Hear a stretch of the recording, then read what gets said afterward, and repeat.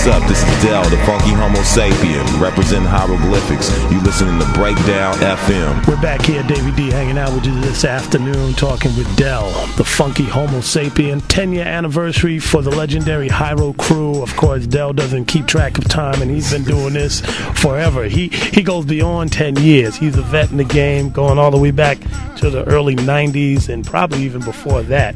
You know, and we've been listening to that song, Clint Eastwood. You know, one of the things I've always been curious, how come you and Too Short or you and Digital Underground never did songs together? Actually, I did a song with Shock G on one of them digital albums. Yeah, with Shock G himself. I got that one, but not, you know, I'm just thinking like, as crazy as Humpty and that whole camp was, you know, they just had I call it a eccentric side to it, you know, fun side, and they come from the funk. Here you come, you know, you have an eccentric side to you as well, colorful, and you come from the funk. Just why didn't the pair come up? Y'all were in Oakland, and why didn't you and Too Short never come up with anything? I don't know. I think Too Short is a little bit, or maybe at the time he was a little bit out my element a bit, you know. Casual has worked with Too Short, and he worked with Too Short, so that's a little bit more in his element. Right. Shock G and, you know, Money B, you know, they're my folks, so. Right. But, you know, I don't know why that never really clicked. You know, I knew Tupac a little too, you know. But I was going to ask you about Pac. Did you ever mess with him? Nope. Wow. No, you know what? Somebody told me that Money B got a song that me and him did. I don't know how true that is, or because I used to get real loaded back then, so a lot of stuff I might have did, I might not even remember. Not even remember.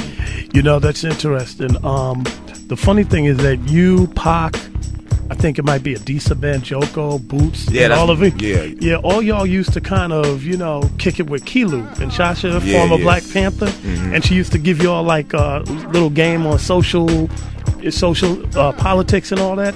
So did you ever soak all that up and incorporate it in the music? Yeah.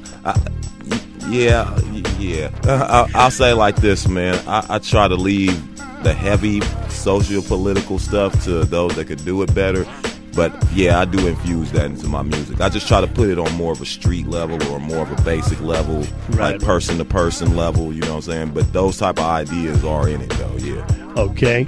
You know, the other question, you know, of course, you and Ice Cube, that's your cousin, you know, and I think one of the first times I actually met you wasn't in Oakland, but happened to be in New York at the Apollo. Remember that you always at the Apollo? It's your first time you performed at the Apollo, opening for Cube, you know, and wanted to get your take, you know, what songs off his album did you write or help write, and, you know, what's that relationship like? I helped him write Gangster Fairy Tale, Who's the Mac. Oh, really? Okay. I wrote like the third verse maybe. Right. A lot of stuff I did for Yo-Yo too. Really? Yeah. Okay. Which songs for Yo-Yo? I wrote Make Way for the Mother Lode for Yo-Yo. It's been so long I can't even remember. How do you get into a female mindset? How does Del write about Make Way for the Mother Lode? I mean, do you talk to a lot of females? Yeah. Really? Yeah, I like a lot of my friends growing up were women, you know, say, or girls, whatever. You know? So that's who I used to hang around with a lot. So I just kind of know, you know. Wow. Okay. So on Gangsta's Fairy Tale, I want to pull that out of the archive. That's been a long time. Which verse is yours? Is it the Little Boy Blue, or, you know, which? What was that process like of just even writing a song like that? It was Cube idea, so I'm not going to sit up here and act like it was all on me. Basically, Cube was trying to give me a chance to get into the business and soak my feet a little bit, you know. So he was like, you know, help me write this. I guess he respected me on a lyrical level or whatever. He already had the song as far as, you know, what he had wrote. He had the concept. He was like, this is what I'm giving you. He probably read me the verse. Matter of fact, he did read me the verse that he had. He would, you know, we would read each other our raps and stuff. So he read me his, like, okay, go on with it. And then I just added on to it in my way. He actually changed up a little bit of it. Like I maybe changed a few phrases or words because he wouldn't say it like that, you know. Right. But it was a good experience, though. Oh, yeah. Once upon a time in the black part of the city.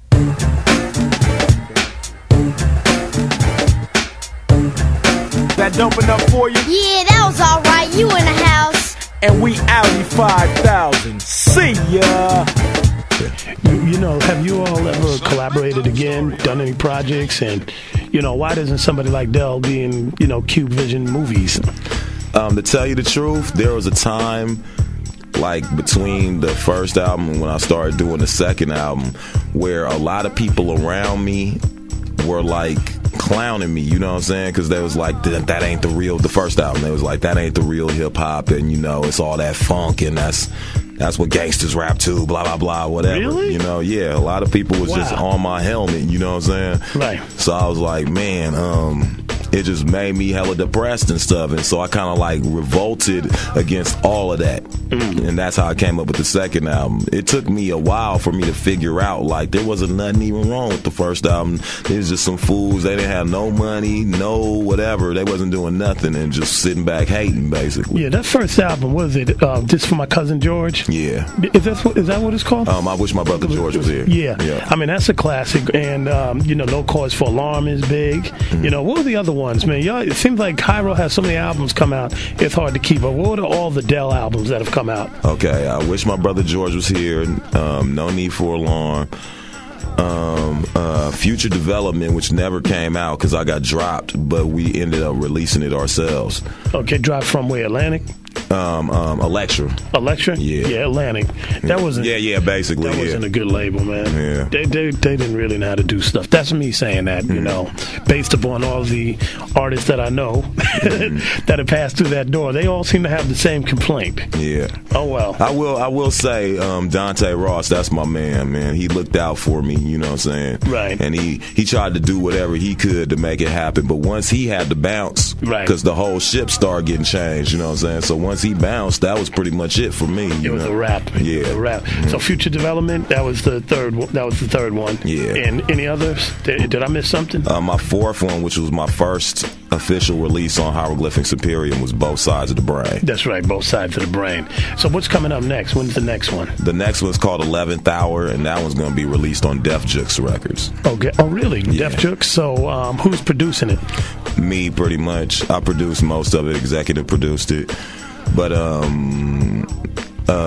J-Zone did a track for me. My man KU did a track for me. Mecca's on the album with me. Me and her did a song together. Okay, now, you know, Def Jux, of course, they have a lot of folks on there. LP, you know, Mr. Liff, you know, that's my favorite. Do y'all sit in the booth and get busy? Me and LP did a song for Both Sides of the Brain. You know, called what was it called? The Offspring. Okay. And what about Mr. Liff? And me and Mr. Liff, we did a song together on Push Button Objects. What was it? 360 Degrees. We did together. Okay, 360. Okay, yeah. Is it Push Button Objects or is it 3020 or something like that?